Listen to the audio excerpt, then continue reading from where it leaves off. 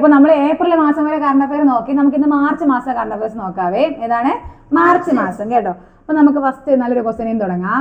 സംസ്ഥാന weight lifting അസോസിയേഷന്റെ സംസ്ഥാന സെക്രട്ടറി ആയി നിയമിതനായിട്ടില്ലേ? വെയിറ്റ് ലിഫ്റ്റ് ഇല്ലേ? ആ വെയിറ്റ് ലിഫ്റ്റിന്റെ സംസ്ഥാന സെക്രട്ടറി ആയിട്ട് നിയമിതനായ ആദ്യ വനിത, അതാണ് ഇവിടുത്തെ പ്രത്യേകത. അപ്പൊ വെയിറ്റ് ലിഫ്റ്റിന്റെ സംസ്ഥാന സെക്രട്ടറി നിയമിതയായ വനിത ആരെന്നറിയാമോ? ചന്ദ്രമോഹൻ, ചിത്ര ചന്ദ്രമോഹൻ. ആരാണ്? ചിത്ര ചന്ദ്രമോഹൻ. എന്താണ് ക്വസ്റ്റ്യൻ? വെയിറ്റ് ലിഫ്റ്റിന്റെ സെക്രട്ടറി ആയിട്ട് നിയമിതയായ ആദ്യ വനിതയാണ് ചിത്ര ചന്ദ്രമോഹൻ. ചിത്ര ചന്ദ്രമോഹൻ. ചിത്ര ചന്ദ്രമോഹൻ. അപ്പൊ നോക്കിയോ, 2025 ഏപ്രിൽ 30 വിരമിക്കുന്ന സംസ്ഥാന ചീഫ് സെക്രട്ടറി ആരാണ് വിരമിച്ചത്? ഒരു ലേഡി ആയിരുന്നു. ചീഫ് സെക്രട്ടറി വിരമിച്ചതിൽ പേ ചെയ്തിലേക്ക് വന്നത് ശാരദാ മുരളീധരൻ. അപ്പൊ ക്വസ്റ്റ്യൻ ഇതാണ്, 2025 എന്നാണ് വിരമിച്ചത്? ഏപ്രിൽ 30. ഏപ്രിൽ 30 വിരമിക്കുന്ന സംസ്ഥാന ചീഫ് സെക്രട്ടറി ശാരദാ മുരളീധരന്റെ ഒഴിവിലേക്ക് നിയമിതനായ 50ാമത്തെ ചീഫ് സെക്രട്ടറി ആരാണ്? ജയതിലകാണ്. ഓക്കെ, അതറിയാലോ, ജസ്റ്റ് ചോദിച്ചോളൂ. എടാ, സർപ്പ ആപ്പിന്റെ ബ്രാൻഡ് അംബാസിഡർ ടോവിനോ തോമസ്. ആരാണ്? ടോവിനോ തോമസ്. സർപ്പ ആപ്പിന്റെ ബ്രാൻഡ് അംബാസിഡർ ആരാണ്? ടോവിനോ തോമസ്. ആരാണ്? ടോവിനോ തോമസ്. അടുത്ത് നോക്കിയോ, ഇൻവെസ്റ്റ് കേരളം ആഗോള നിക്ഷേപ ഉച്ചകോടി നടന്നത് എവിടെ? ഇൻവെസ്റ്റ് കേരള ആഗോള നിക്ഷേപ ഉച്ചകോടി കൊച്ചിയിലാണ് കേട്ടോ. ഇൻവെസ്റ്റ് കേരളം ആഗോള നിക്ഷേപ ഉച്ചകോടി എവിടെയാണ് നടന്നത്? കൊച്ചി. എവിടെയാണ്? കൊച്ചി. ഇന്ത്യയിലെ ആദ്യത്തെ വൈറ്റ് ടൈഗർ ബ്രീഡിംഗ് കേന്ദ്രം നിലവിൽ വരുന്നത് എവിടെ? വൈറ്റ് ടൈഗർ ബ്രീഡിംഗ് കേന്ദ്രം നിലവിൽ വരുന്നതാണ് മധ്യപ്രദേശിലെ രേഖ. എവിടെയാണ്? രേഖ. മധ്യപ്രദേശിലെ രേഖ. എന്താണ് ക്വസ്റ്റ്യൻ? ഇന്ത്യയിലെ ആദ്യത്തെ വൈറ്റ് ടൈഗർ ബ്രീഡിംഗ് കേന്ദ്രം, വൈറ്റ് ടൈഗർ ബ്രീഡിംഗ് കേന്ദ്രം വരുന്നത് എവിടെയാണ്? മധ്യപ്രദേശിലെ രേവ. മധ്യപ്രദേശിലെ രേവ. എടാ, മനോരഥം ആരുടെ ആത്മകഥയാണ്? മനോരഥം കലാമണ്ഡലം ഗോപി. ആരുടേതാണ്? കലാമണ്ഡലം ഗോപി. മനോരഥം ആരുടേതാണ്? കലാമണ്ഡലം. ആത്മകഥയല്ല, കവിതാ സമാഹാരമാണ്. ആത്മകഥ എന്നാണ് പറഞ്ഞ. അപ്പൊ മനോരഥം കലാമണ്ഡലം ഗോപിയുടെ എന്താണ്? കവിതാ സമാഹാരം. മനോരഥം കലാമണ്ഡലം ഗോപിയുടെ കവിതാ സമാഹാരം. ഓക്കെ അല്ലേ? 59ാമത് ജ്ഞാനപീഠ പുരസ്കാരം ലഭിച്ചത് ആർക്ക്? വിനോദ് കുമാർ ശുക്ല. 59ാമത് വർഷവും ഈ സാധനങ്ങളും കറക്റ്റ് പഠിക്കണം. നമ്മൾ ഇന്നത്തെ WCPO പരീക്ഷയിൽ ഒരു വർഷം നോക്കാതെ ഞാൻ 1-2 ക്വസ്റ്റ്യൻ തെറ്റിച്ചിട്ടുണ്ട്. ബഡ്ജറ്റ് 2022-23 ഇതിനകത്ത് ക്വസ്റ്റ്യനിലേക്ക് കിട്ടുന്നത് കേട്ടോ. പക്ഷെ നമ്മൾ ശ്രദ്ധിക്കണം കേട്ടോ. വർഷം ഈ വർഷത്തെ അല്ല, അതിനകത്ത് കഴിഞ്ഞ വർഷത്തെ 23-24 ആയിരുന്നു ഉത്തരത്തിൽ നമ്മൾ നോക്കാനുള്ളത്. അതിനകത്ത് 23-24 കൊടുത്തിരുന്നത്. അങ്ങനെ തെറ്റിപ്പോയി എനിക്ക്. അത് നിങ്ങളെ ക്വസ്റ്റ്യൻ നോക്കാം. നീ ക്വസ്റ്റ്യൻ ചെയ്തില്ലല്ലോ, ചെയ്ത് നോക്കാം. അപ്പൊ അതിനകത്ത് കിട്ടും. അത് കറക്റ്റ് ക്വസ്റ്റ്യൻ ഞാൻ മറന്നുപോയി. നമ്മുടെ ബഡ്ജറ്റ് റിലേറ്റഡ് ഒരു ക്വസ്റ്റ്യൻ ആയിരുന്നു. അതുകൊണ്ട് ഈ ക്വസ്റ്റ്യൻ ഈ നമ്പറുകളൊക്കെ ഒന്ന് ശ്രദ്ധിച്ചിട്ടാണ് ആൻസർ എഴുതാൻ കേട്ടാ. അപ്പൊ 59ാമത് ജ്ഞാനപീഠം കിട്ടിയ ആർക്കാണ്? വിനോദ് കുമാർ ശുക്ല. വിനോദ് കുമാർ ശുക്ല. അപ്പൊ 59ാം ജ്ഞാനപീഠം ആർക്കാണ്? വിനോദ് കുമാർ ശുക്ല. എടാ, ഹിന്ദി സാഹിത്യകാരനാണ്. ഹിന്ദിയിൽ പുരസ്കാരം ലഭിക്കുന്ന 12ാമത്തെ വ്യക്തി. ഇപ്പൊ എല്ലാം ഫുൾ എന്താണ്? സ്റ്റേറ്റ്മെന്റ് ആണ്. ഇതെല്ലാം ചോദിക്കും. അപ്പൊ ഹിന്ദിയിൽ പുരസ്കാരം ലഭിക്കുന്ന എത്രാമത്തെ വ്യക്തിയാണ്? 12ാമത്തെ വ്യക്തിയാണ്. ഹിന്ദി സാഹിത്യകാരനാണ് ആര്? വിനോദ് കുമാർ ശുക്ല. ഹിന്ദിയിൽ പുരസ്കാരം ലഭിക്കുന്ന 12ാമത്തെ വ്യക്തി. ഓക്കെ അല്ലേ? അടുത്ത ഇദ്ദേഹത്തിന് കേന്ദ്ര സാഹിത്യ അക്കാദമി പുരസ്കാരം ലഭിച്ചിട്ടുണ്ട് 1999. 1999 ആർക്ക്? നമ്മുടെ വിനോദ് കുമാർ ശുക്ലയ്ക്ക് കേന്ദ്ര സാഹിത്യ അക്കാദമി പുരസ്കാരം കിട്ടിയിട്ടുണ്ട്. ഇദ്ദേഹത്തിന്റെ ഒരു കവിതാ സമാഹാരമാണ് ലെഗ് ബഗ് ജയ് ഹിന്ദ്. 2 ഗ. ലെഗ് ബഗ് ജയ് ഹിന്ദ്. എന്താണ്? ലെഗ് ബഗ് ജയ് ഹിന്ദ്. ലെഗ് ബഗ് ജയ് ഹിന്ദ് ആരുടേതാണത്? വിനോദ് കുമാർ ശുക്ലയുടേതാണ്. ലെഗ് ബഗ് ജയ് ഹിന്ദ്. അടുത്ത് നോക്കിയോ, ഗുരുവായൂരപ്പൻ ട്രസ്റ്റിന്റെ 2024 ഓടക്കുഴൽ പുരസ്കാരം കൊടുക്കുന്ന ആരാണ്? ഗുരുവായൂരപ്പൻ ട്രസ്റ്റ് ആണ്. അപ്പൊ ഗുരുവായൂരപ്പൻ ട്രസ്റ്റിന്റെ 2024 ഓടക്കുഴൽ പുരസ്കാരം കിട്ടിയത് ആർക്കാണ്? അരവിന്ദാക്ഷന്റെ ഏത് കൃതിക്കാണ്? ഗോപ. അരവിന്ദാക്ഷന്റെ ഗോപ. അവിടെ ഓടക്കുഴൽ പുരസ്കാരത്തിന് എത്ര രൂപയാണ്? ഒരു ഓടക്കുഴൽ വാങ്ങാൻ നമുക്ക് 30,000 രൂപയാവും. എത്ര രൂപയാവും? 30,000 രൂപ. അപ്പൊ എത്രയാണ് പുരസ്കാര തുക? 30,000 രൂപയാണ്. അപ്പോ 2024 ഗുരുവായൂരപ്പൻ ട്രസ്റ്റ് ഏർപ്പെടുത്തിയിട്ടുള്ള ഏതാണ് ഓടക്കുഴൽ പുരസ്കാരം കിട്ടിയത് ആർക്കാണ്? അരവിന്ദാക്ഷനാണ്. കൃതി ഏതാണ്? ഗോപ. ഓടക്കുഴൽ പുരസ്കാരം എത്ര രൂപയാണ്? 30,000 രൂപയാണ്. എത്ര രൂപയാണ്? 30,000 രൂപയാണ്. ഓക്കെ അല്ലേ? BJP സംസ്ഥാന അധ്യക്ഷനായി ചുമതലയേറ്റത് ആരാണ്? ആരാണ് BJPയുടെ സംസ്ഥാന അധ്യക്ഷനായിട്ട് ചുമതലയേറ്റത്? രാജീവ് ചന്ദ്രശേഖർ. സുരേഷ് ഗോപി രാജീവ് ചന്ദ്രശേഖർ. BJPയുടെ സംസ്ഥാന അധ്യക്ഷനായി ചുമതലയേറ്റത് ആരാണ്? രാജീവ് ചന്ദ്രശേഖർ. ആരാണ്? രാജീവ് ചന്ദ്രശേഖർ. സംസ്ഥാനത്തെ ആദ്യത്തെ വി പാർക്ക് നിലവിൽ വന്ന ജില്ല? വി പാർക്ക് കൊല്ലം. സംസ്ഥാനത്തെ ആദ്യത്തെ വി പാർക്ക് നിലവിൽ വന്ന എവിടെയാണ്? കൊല്ലം. സംസ്ഥാനത്തെ ആദ്യത്തെ വി പാർക്ക് എവിടെയാണ്? കൊല്ലം. അന്താരാഷ്ട്ര നിർമ്മിത ബുദ്ധി ഉച്ചകോടി. നിർമ്മിത ബുദ്ധി എന്ന് പറയുമ്പോൾ AI. അന്താരാഷ്ട്ര AI ഉച്ചകോടി എവിടെയാണ് നടന്നത്? എവിടെയാണോ നടന്നത്? ഉച്ചകോടി എവിടെയാണ്? പാരീസിലാണ് കേട്ടോ. എവിടെയാണ്? പാരീസിലാണ് 2025 AI ഉച്ചകോടി നടക്കുന്നത്. ഇനി അടുത്ത് 2026 എവിടെ നടക്കുമെന്ന് ചോദിച്ചാൽ നമ്മുടെ സ്വന്തം ഇന്ത്യയിൽ നടക്കും. അപ്പോൾ AI ഉച്ചകോടി 2025 ഫ്രാൻസിലെ പാരീസിലാണ് നടന്നത്. 2026 എവിടെയാണ് AI ഉച്ചകോടി നടക്കുന്നത്?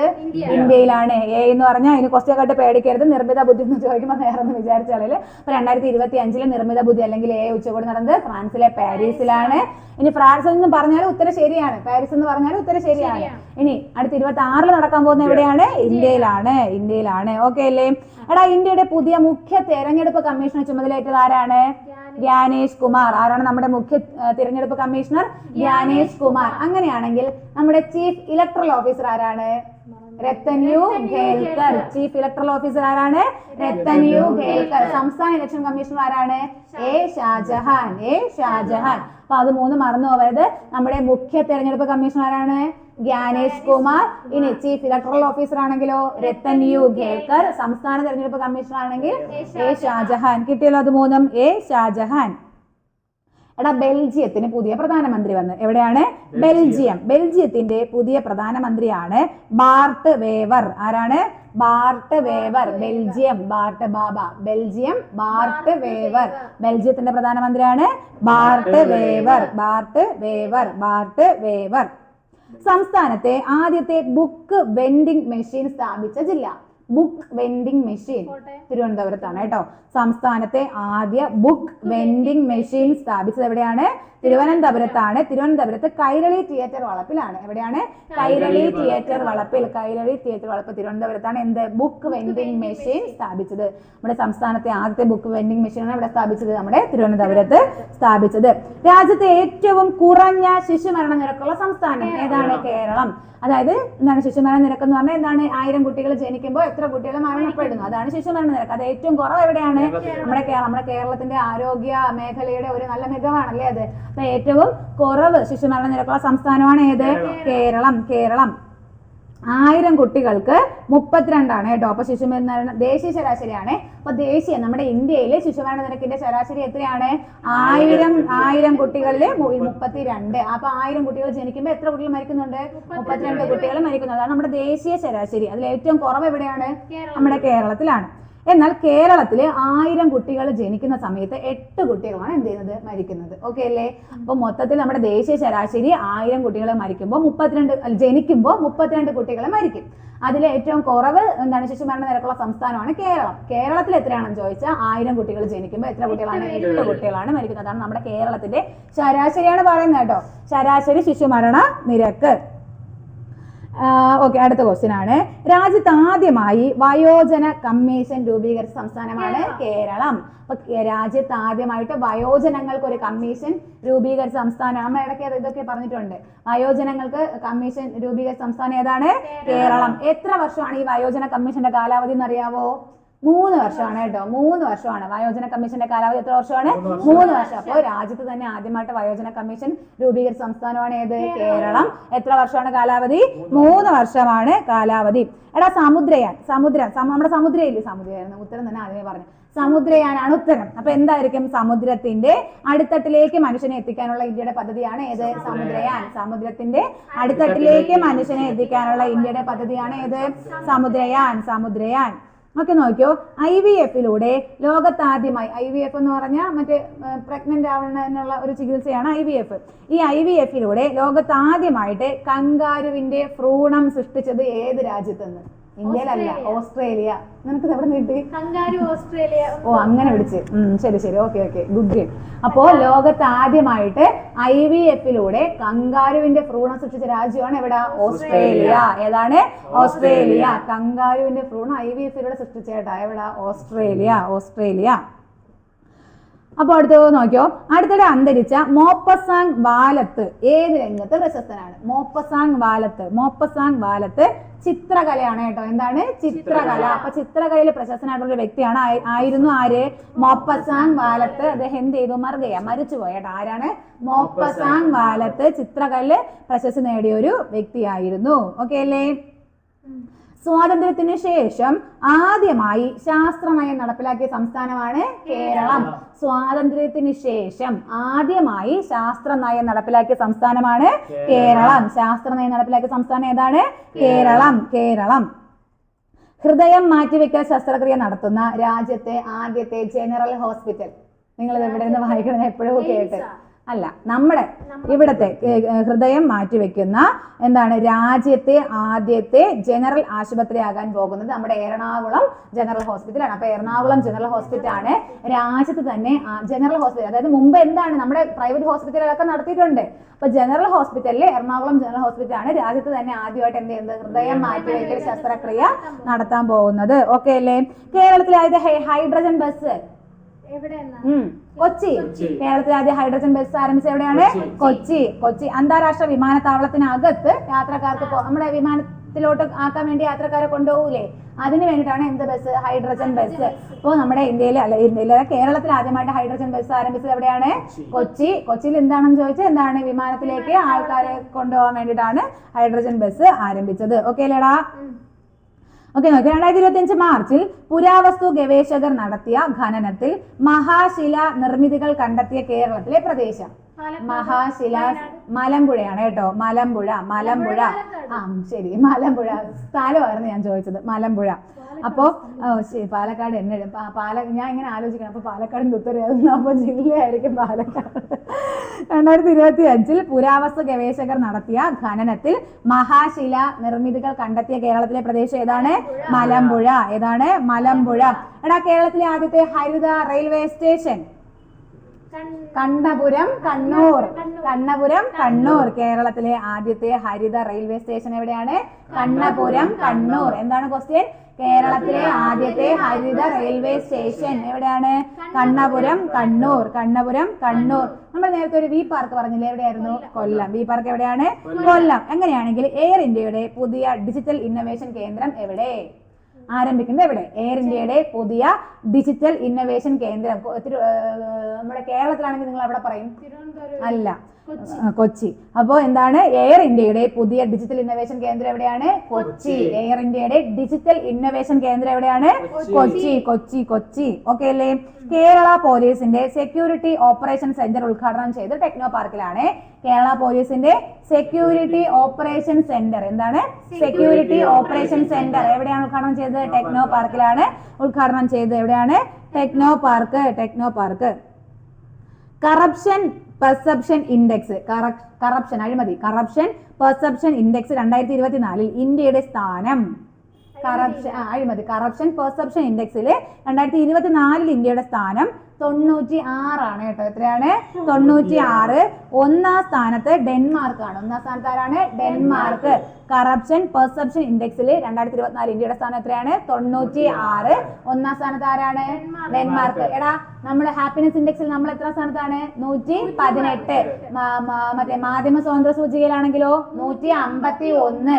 ഇനി HDI ഇൻഡെക്സിലാണെങ്കിലോ 130. HDI ഇൻഡെക്സിൽ 130. Human development index മാനവ വികസന സൂചികയിൽ 130. ഓക്കെ അല്ലേ? ഇത് ഏതായിരുന്നു? കറപ്ഷൻ പെർസെപ്ഷൻ ഇൻഡെക്സിൽ ഇന്ത്യയുടെ സ്ഥാനം 96. നമ്മുടെ ഇനിയുണ്ട് പാസ്പോർട്ട് ഇൻഡെക്സ്, ഹെല്ലി പാസ്പോർട്ട് ഇൻഡെക്സിൽ ഇന്ത്യയുടെ സ്ഥാനം എത്രയാണ്? 85. ഒന്നാം സ്ഥാനത്ത് ആരാണ്? സിംഗപ്പൂറാണ് കേട്ടോ. സിംഗപ്പൂറാണ് ഒന്നാം സ്ഥാനത്ത്. ശ്രീനാരായണ ഗുരു ഓപ്പൺ യൂണിവേഴ്സിറ്റിയുടെ ആസ്ഥാനം സ്ഥാപിക്കുന്നത് എവിടെ? എവിടെയാണ്? മുണ്ടയ്ക്കൽ. മുണ്ടയ്ക്കൽ എവിടെയാണ്? മുണ്ടയ്ക്കൽ. ശ്രീനാരായണ ഗുരു ഓപ്പൺ യൂണിവേഴ്സിറ്റിയുടെ ആസ്ഥാനം സ്ഥാപിക്കാൻ പോകുന്നത് എവിടെയാണ്? മുണ്ടയ്ക്കൽ. എവിടെയാണ്? മുണ്ടയ്ക്കൽ. എന്താണ് ക്വസ്റ്റ്യൻ? ശ്രീനാരായണ ഗുരു ഓപ്പൺ യൂണിവേഴ്സിറ്റിയുടെ എവിടെ ആസ്ഥാനം എവിടെയാണ് സ്ഥാപിക്കാൻ പോകുന്നത്? മുണ്ടയ്ക്കൽ. മുണ്ടയ്ക്കൽ. ലോക്സഭാ മണ്ഡല പുനർവിഭജനത്തിൽ കേരളത്തിന് നഷ്ടമാകുന്ന സീറ്റുകളുടെ എണ്ണം. നമ്മളിപ്പോ മണ്ഡലങ്ങളെല്ലാം പുനർവിഭജിച്ചല്ലോ. അപ്പോ ലോക്സഭാ മണ്ഡല വിഭജനത്തിൽ ഇന്ത്യക്ക് കേരളത്തിന് 2 സീറ്റ് നഷ്ടമായി കേട്ടോ. എത്ര സീറ്റാണ്? 2 സീറ്റ് നഷ്ടമായി. അപ്പൊ ലോക്സഭാ മണ്ഡല പുനർവിഭജനത്തിൽ കേരളത്തിന് നഷ്ടമാകുന്ന സീറ്റുകളുടെ എണ്ണം എത്രയാണ്? 2 സീറ്റ് എന്ത് ചെയ്തിട്ടുണ്ട്? കേരളത്തിന് നഷ്ടമായിട്ടുണ്ട്. ഡെന്റൽ ഡോക്ടർമാരുടെ സംഘടനകളുമായി ചേർന്ന് കൗമാരക്കാർക്കിടയിലെ ലഹരി ഉപയോഗം കണ്ടെത്താൻ ഹയർ സെക്കൻഡറി അനധികൃതർ 2016 ആരംഭിച്ച ഒരു ദന്ത പരിശോധനയുണ്ട്. മുക്തി. എന്താണ്? മുക്തി. ഡെന്റൽ ഡോക്ടർമാരുമായിട്ട് ചേർന്നിട്ട് എന്താണ് കൗമാരക്കാരുള്ള ലഹരി ഉപയോഗം കണ്ടെത്താൻ വേണ്ടിയിട്ട് 2016 ആരംഭിച്ച ഒരു പദ്ധതിയാണ് ഏത്? മുക്തി. ഏതാണ്? മുക്തിയുടെ ഗോത്ര ജീവിക കേട്ടിട്ടുണ്ടോ നിങ്ങള്? ഗോത്രജീവിക. പട്ടികവർഗ വിഭാഗങ്ങൾക്ക് തൊഴിലും ജീവനോപാധിയും ഉറപ്പാക്കാൻ ലക്ഷ്യമിടുന്ന പദ്ധതിയാണ് ഏത്? ഗോത്രജീവിക. ഗോത്രം എന്ന് കേൾക്കുമ്പോൾ നമുക്ക് ആ ഒരു കൺസെപ്റ്റിലൂടെ നമുക്ക് പോവാം. പട്ടികവർഗ വിഭാഗ ജനങ്ങൾക്ക് തൊഴിലും ജീവനോപാധിയും ഉറപ്പാക്കുക എന്ന ലക്ഷ്യത്തോടെ നടപ്പിലാക്കിയ പദ്ധതിയാണ് ഏത്? ഗോത്രജീവിക. ഏതാണ്? ഗോത്രജീവിക. വൈക്കത്ത് ഗാന്ധിജിയുടെ പാദമുദ്ര പതിഞ്ഞിട്ട് കഴിഞ്ഞ വർഷമായപ്പോ എത്ര ആയി? അല്ല 2025 എത്ര വർഷമായി? 100 വർഷമായി. വൈക്കം സത്യാഗ്രഹത്തിനനുബന്ധിച്ച് 2ാമത് ഗാന്ധിജി കേരളം സന്ദർശിക്കുന്നത്. അപ്പൊ ഗാന്ധിജി വൈക്കത്ത് വന്നിട്ട് എത്ര വർഷമായി? 100 വർഷം. ഇന്നലത്തെ ക്വസ്റ്റ്യനിൽ ഉണ്ടായിരുന്നു 2024 100ാം വാർഷികം ആചരിച്ച സത്യാഗ്രഹം ഏതാണ്? വൈക്കം സത്യാഗ്രഹം. അതൊക്കെ എല്ലാവർക്കും കിട്ടുന്നതാണ്. അപ്പൊ ഗാന്ധിജിയുടെ 2ാം കേരള സന്ദർശനത്തിൽ എത്ര വയസ്സായി? 100 വയസ്സായി. 100 വയസ്സായി. ഗാന്ധിജി 2ാമത് കേരളം സന്ദർശിച്ചിട്ട് എത്ര വയസ്സായി? 100 വയസ്സായി കേട്ടോ. മാർച്ച് 12 100 വർഷം. 100 വയസ്സെന്ന് തന്നെ പറഞ്ഞുകൂടി. പൊന്നു. മാർച്ച് 12 പ്രത്യേകത പറ. ബർത്ത്ഡേ അല്ല. ശരി, മാർച്ച് 12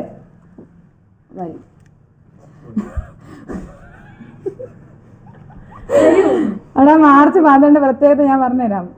പുകയില വിരുദ്ധ ദിനമാണ് കേട്ടാ. പുകവലി വിരുദ്ധ ദിനം. പുകയിലയല്ല, പുകവലി വിരുദ്ധ ദിനം. പുകയില വിരുദ്ധ ദിനം മെയ് 31. അപ്പൊ മാർച്ച് 12 എന്താണ്? പുകവലി വിരുദ്ധ ദിനം. പുകവലിക്കരുത്. പുകവലി വിരുദ്ധ ദിനമാണ് മാർച്ച് 12. മാർച്ച് 12 എന്താണ്? അത് ലിപ്സ്റ്റിക് കറുത്തു പോയത്. മാർച്ച് 12 പുകവലി വിരുദ്ധ ദിനമാണ്. അപ്പോ ഈ മാർച്ച് 12ന്റെ ഈ തവണത്തെ തീം എന്താണെന്ന് അറിയാമോ? No to smoke, yes to life. No to smoke, yes to life. No to smoke, yes to life. എന്താണ്? പുകവലി വിരുദ്ധ ദിനത്തിന്റെ പ്രമേയം. എന്നാണ് പുകവലി വിരുദ്ധ ദിനം? മാർച്ച് 12. എന്താണ് പ്രമേയം? No to smoke, yes to life. No to smoke, yes to life. No to smoke, yes to life. Next question നോക്കിക്കോ. അടുത്തിടെ ലേലത്തിൽ വിറ്റുപോയ ഹൈദരാബാദ് നൈസാം മഹബൂബ് അലി ഖാൻ അസഫ് ജാ ആറാമന്റെ ചിത്രം വരച്ചത് രാജാ രവിവർമ്മയാണ്. ഇതൊരു ചിത്രം, ഇയാളുടെ ചിത്രം ആര് വരച്ചു? രാജാ രവിവർമ്മ വരച്ചു. അത്രേ ഉള്ളൂ. അടുത്തിടെ നമ്മുടെ ലേലത്തിൽ വിറ്റുപോയ ഹൈദരാബാദ് നൈസാം ആയിരുന്ന മഹബൂബ് അലി ഖാൻ അസഫ് ജാ ആറാമന്റെ ചിത്രം വരച്ചത് ആരായിരുന്നു? രാജാ രവിവർമ്മ. അത് അടുത്തിടെ എന്ത് ചെയ്തിട്ടുണ്ട്? വിറ്റുപോയിട്ടുണ്ട് കേട്ടോ. അതാണ് അതിന്റെ പ്രത്യേകത. അഞ്ചൂർ എതിറാണ്. എവിടെയെങ്കിലും കേട്ടിട്ടുണ്ടോ? കേട്ടിട്ടുണ്ട്. രാജ്യത്തെ ആദ്യ വനിതാ നിയമ സെക്രട്ടറി നമ്മളിത് വായിച്ചിട്ടുണ്ട്. വനിതാ നിയമ സെക്രട്ടറിയാണ് ആര്? അഞ്ജു രതി റാണി. അഞ്ജു രതി റാണി നിയമ സെക്രട്ടറി. വനിതാ നിയമ സെക്രട്ടറിയാണ് ആര്? അഞ്ജു രതി റാണി. എന്താണ് ക്വസ്റ്റ്യൻ? വനിതാ നിയമ സെക്രട്ടറി. ധനകാര്യ സെക്രട്ടറി ആരോടോ? ഇപ്പോഴത്തെ ധനകാര്യ സെക്രട്ടറി അജയ് സേത്ത്. ഞാൻ കുറെ അജയെ പറഞ്ഞിട്ടില്ലേ? ഒരു അജയ് പറ, പെട്ടെന്ന് ഒരു അജയ് പറ. ആര്? അടുത്തൊരു അജയ് പറ. അജയ് ബംഗ, ലോക ബാങ്ക്. അജയ് ബംഗ, ലോക ബാങ്ക്. അജയ് കുമാർ, UPSC. അജയ് സേത്ത്, ധനകാര്യ സെക്രട്ടറി. ധനകാര്യ സെക്രട്ടറി ആരാണ്? അജയ് സേത്ത്. സേത്തമാരൊക്കെ ധനകാര്യമായിട്ട് ബന്ധപ്പെട്ട ആൾക്കാരല്ലേ? സേത്ത്. അജയ് സേത്ത് ആരാണ്? ധനകാര്യ സെക്രട്ടറി. ധനകാര്യ സെക്രട്ടറിയാണ് ആര്? അജയ് സേത്ത്. എടാ, ഇന്ത്യ സന്ദർശിക്കുന്ന ചിലിയുടെ പ്രസിഡന്റ് ആരാണെന്ന് അറിയാമോ? ഇന്ത്യ സന്ദർശിക്കുന്ന ഗബ്രിയേൽ ബോറിക്. ആരാണ്? Gabriel boric. എന്താണ് പ്രത്യേകത? ഇന്ത്യ സന്ദർശിക്കുന്ന ചിലി പ്രസിഡന്റ് ആണ് ആര്? Gabriel boric. എടാ, ആരാണ്? നിധി തിവാരി. പ്രധാനമന്ത്രി നരേന്ദ്രമോദിയുടെ പ്രൈവറ്റ് സെക്രട്ടറി ആയി നിയമിതനായ ആളാണ് ആര്? നിധി തിവാരി. അപ്പൊ നമ്മുടെ നരേന്ദ്രമോദി, പ്രധാനമന്ത്രി നരേന്ദ്രമോദിയുടെ പ്രൈവറ്റ് സെക്രട്ടറി ആണ് ആര്? നിധി തിവാരി. ആരാണ്? നിധി തിവാരി. നിധി തിവാരി. നിധി തിവാരി. അടുത്ത് നോക്കിക്കോ. ഇതിലെ ആദ്യത്തെ ഹൈപ്പർ ലൂപ്പ് ടെസ്റ്റ് ട്രാക്ക് വികസിപ്പിച്ചത് IIT മദ്രാസും ഇന്ത്യൻ റെയിൽവേയും കൂടി ചേർന്നാണ്. എന്താണ്? ഇന്ത്യയിലെ ആദ്യത്തെ ഹൈപ്പർ ലൂപ്പ് ടെസ്റ്റ് ട്രാക്ക്. എന്താണ്? Hyper loop test track. Hyper loop test track എവിടെ? IIT മദ്രാസും, എവിടെ നല്ല ആര് നിർമ്മിച്ചു? IIT മദ്രാസും ഇന്ത്യൻ റെയിൽവേയും കൂടെ ചേർന്നാണ് സ്ഥാപിച്ചത്. ഇന്ത്യയിലെ ആദ്യത്തെ ലോക സമാധാന കേന്ദ്രം ഉദ്ഘാടനം ചെയ്തത് എവിടെ? ലോക സമാധാന കേന്ദ്രം. ഗുരുക്കന്മാരൊക്കെ ഉള്ള സ്ഥലത്ത് നല്ല സമാധാനമാണ്. ഗുരുഗ്രാം. എവിടെയാണ്? ഗുരുഗ്രാം. ഇന്ത്യയിലല്ല കേട്ടാ, ഹരിയാന. ഗുരുഗ്രാം എവിടെയാണ്? ഹരിയാന. ഇന്ത്യയിലല്ല കേട്ടാ, അത് ഹരിയാനയിലാണ്. അപ്പൊ ഗുരുഗ്രാം എവിടെയാണ്? ഹരിയാന. അപ്പൊ ഇന്ത്യയിലെ ആദ്യത്തെ ലോക സമാധാന കേന്ദ്രം ഉദ്ഘാടനം ചെയ്ത് എവിടെയാണ്? ഗുരുഗ്രാം. ഗുരുഗ്രാം എവിടെയാണ്? ഹരിയാന. ഗുരുഗ്രാം, ഹരിയാന. ഓക്കെ. ബജറ്റ് രേഖയുടെ ലോഗോയിൽ ദേവനാഗരി ലിപി അടിസ്ഥാനമാക്കിയുള്ള രൂപ ചിഹ്നം ഇപ്പൊ ഒഴിവാക്കി. ഏത് സംസ്ഥാനമാണ് രൂപ ചിഹ്നം ഒഴിവാക്കിയത്? നമ്മുടെ അടുത്തിറക്കുന്ന സംസ്ഥാനം തമിഴ്നാട്. രൂപയുടെ ചിഹ്നം എന്ത് ചെയ്തു? ഒഴിവാക്കി. അപ്പോൾ ബജറ്റ് രേഖയുടെ ലോഗോയിലെ ദേവനാഗരി ലിപി അടിസ്ഥാനമാക്കിയുള്ള എന്താണ് രൂപ ചിഹ്നം ഒഴിവാക്കിയ സംസ്ഥാനം ഏതാണ്? തമിഴ്നാടാണ് കേട്ടോ. തമിഴ്നാട്. നിയമസഭാ നടപടികൾ ആംഗ്യ ഭാഷയിൽ സംപ്രേഷണം ചെയ്ത ഇന്ത്യയിലെ ആദ്യത്തെ സംസ്ഥാനം. പഞ്ചാബി ഹൗസിൽ ആംഗ്യ ഭാഷയില്ലേ? അത് ഓർത്താ മതി. പഞ്ചാബ്. അപ്പൊ ആംഗ്യ ഭാഷയിലൂടെ എന്താണ് നിയമസഭാ നടപടികൾ സംപ്രേഷണം ചെയ്ത ആദ്യ സംസ്ഥാനമാണ് ഏത്? പഞ്ചാബ്. പഞ്ചാബി ഹൗസ് വെച്ച് ഓർമ്മിച്ചാൽ കേട്ടോ.